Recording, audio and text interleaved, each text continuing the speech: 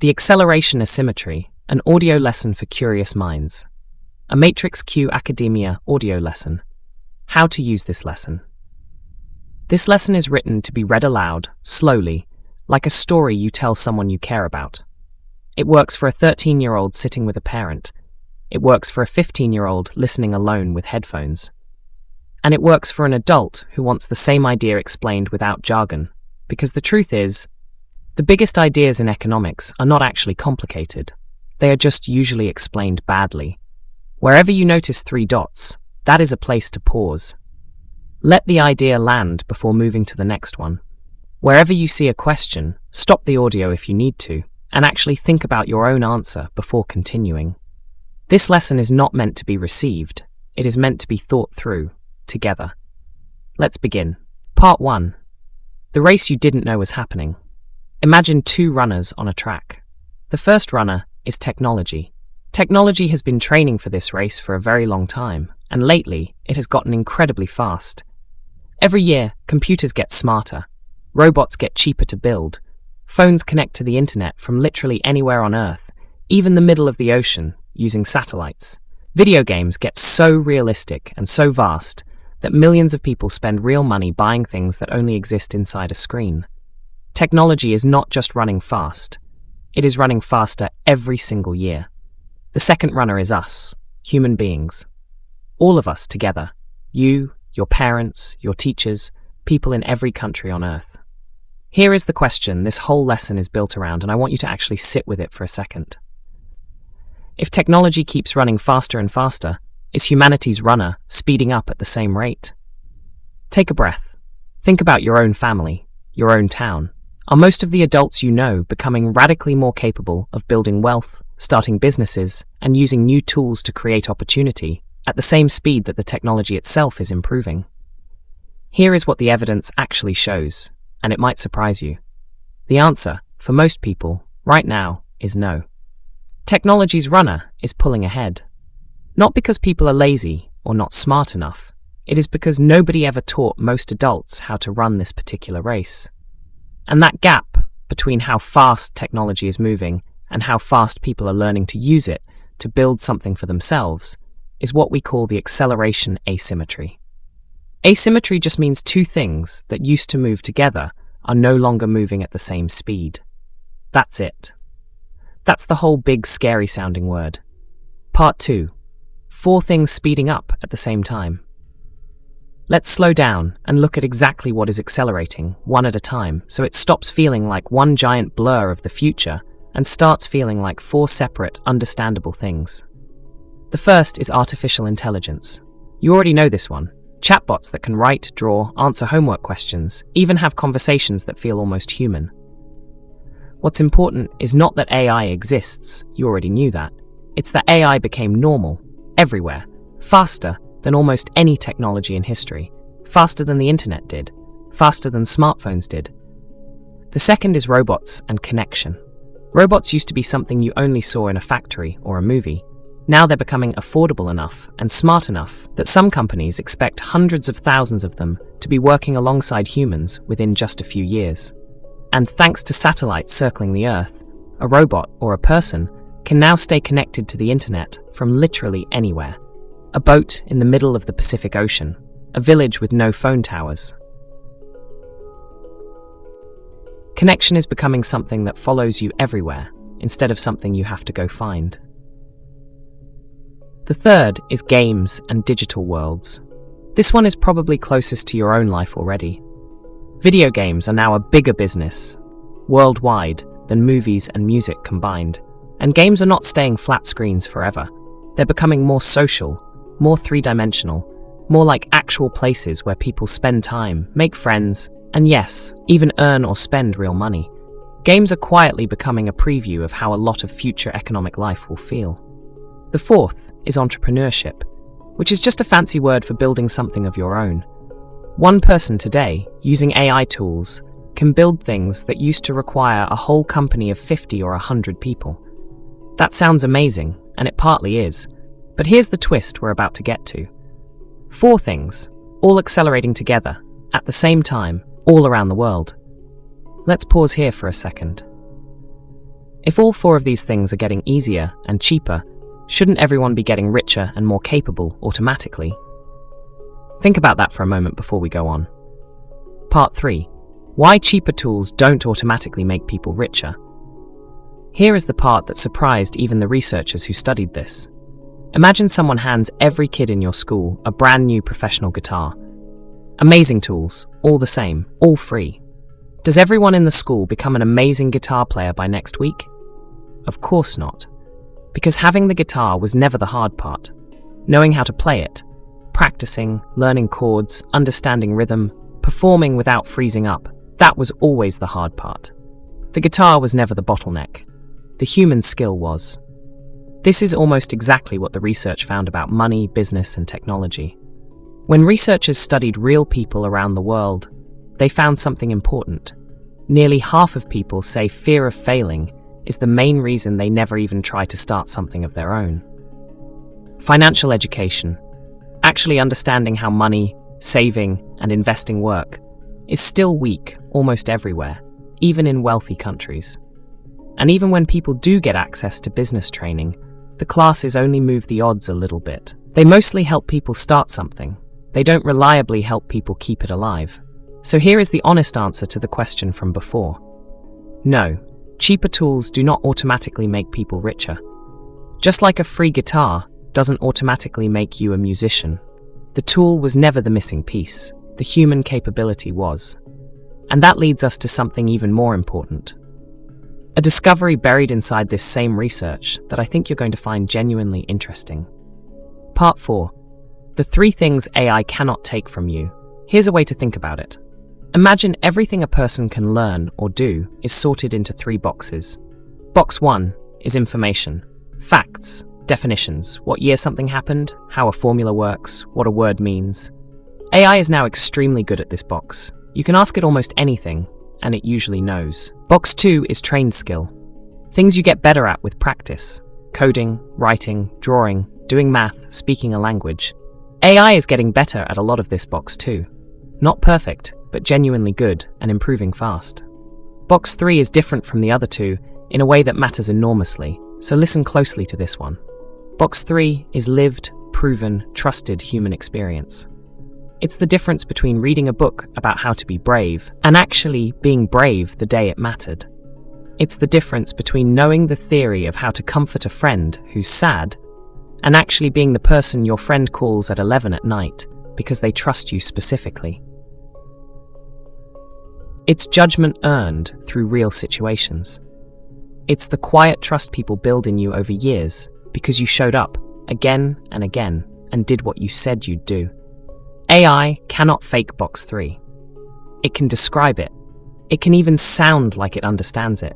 But it cannot actually live your life, take your risks, sit with your family through a hard year, or build the specific trust that another human being places in you because of who you have actually become.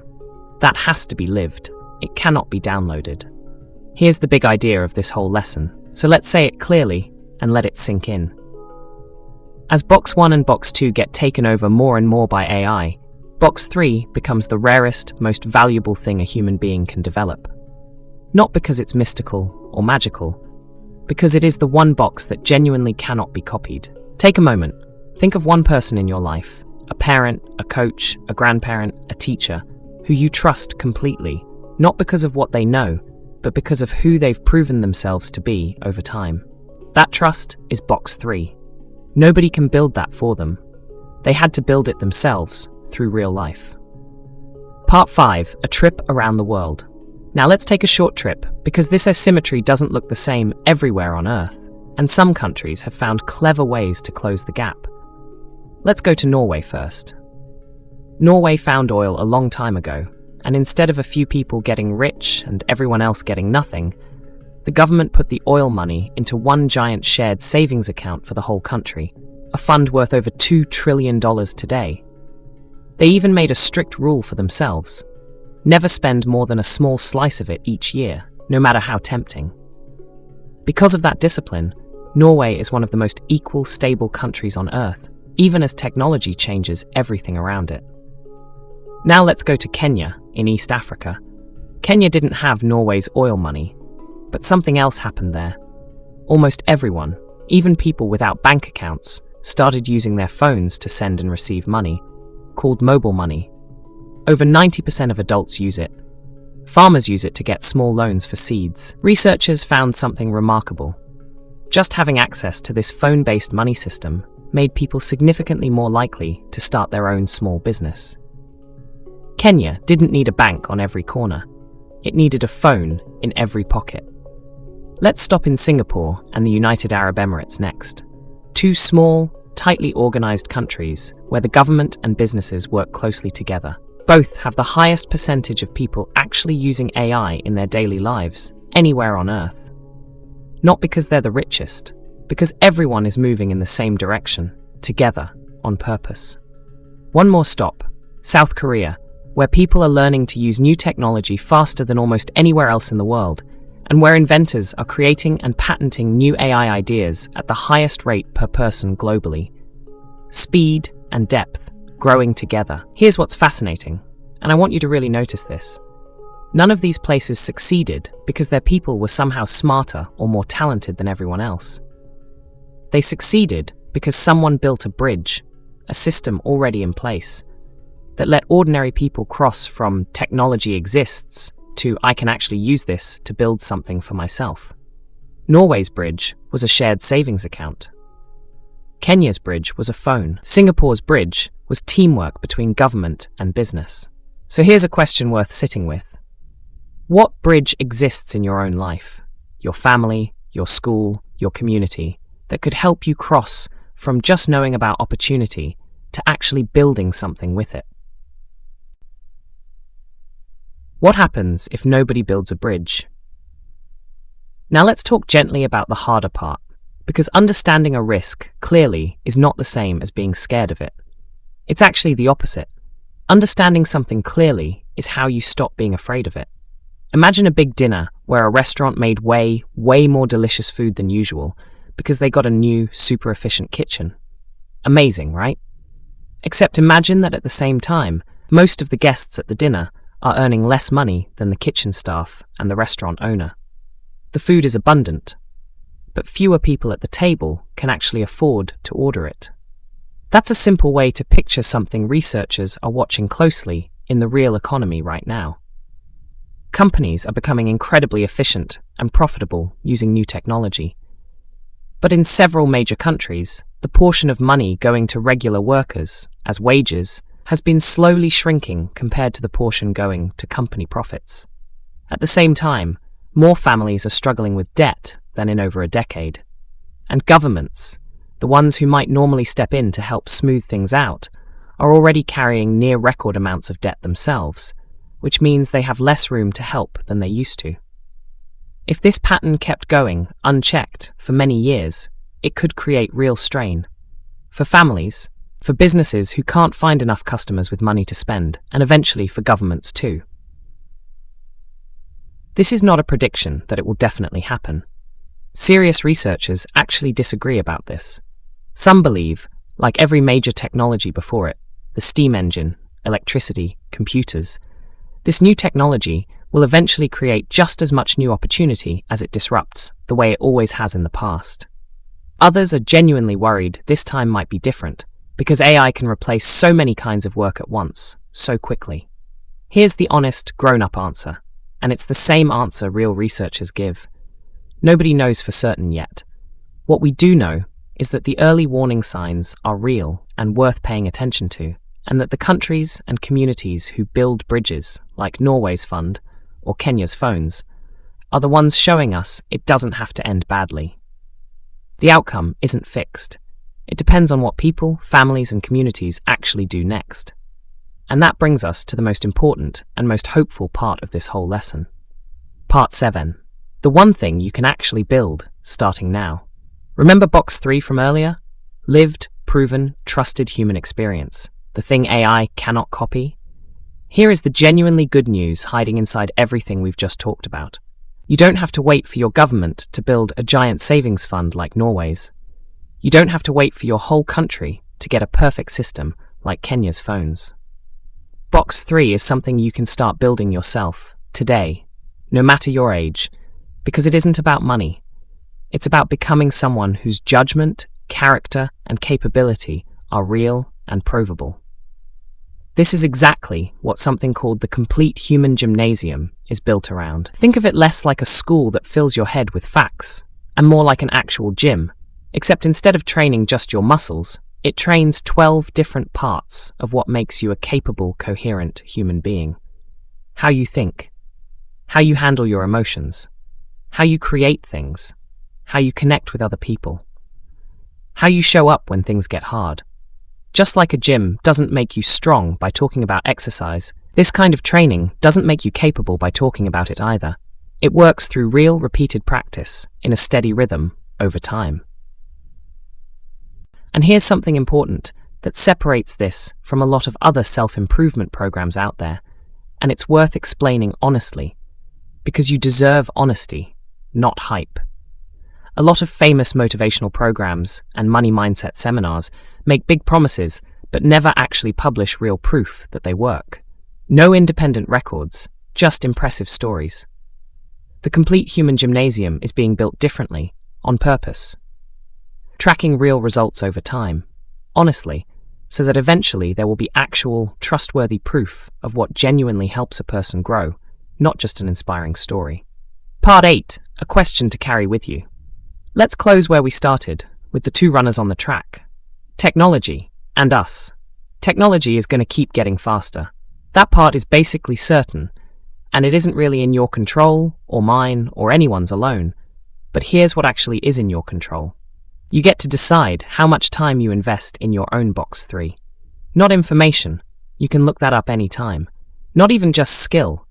AI is getting good at that too. But judgment, character, the kind of trust other people place in you because of who you've actually proven yourself to be over real time in real situations. So here is the question I want you to genuinely carry with you after this lesson ends, whether you're 13 or 53. If technology keeps getting faster every single year, what is one thing, this month, you could actually practice, not read about, not watch a video about, but practice, that would make the human part of you a little stronger, a little more trustworthy, a little more real? You don't need a perfect answer right now. You just need to start noticing the question. That noticing is where every single person in this lesson, from the researchers in Norway to the farmers in Kenya to you, right now, actually began. Thank you for thinking this through, all the way to the end. That itself was box 3 in practice. Matrix Q Academia. This lesson is educational in nature and is a simplified companion to the full Foresight analysis, the Acceleration Asymmetry, published by Matrix Q Research Institute. Younger listeners are encouraged to explore these ideas together with a parent, guardian, or teacher.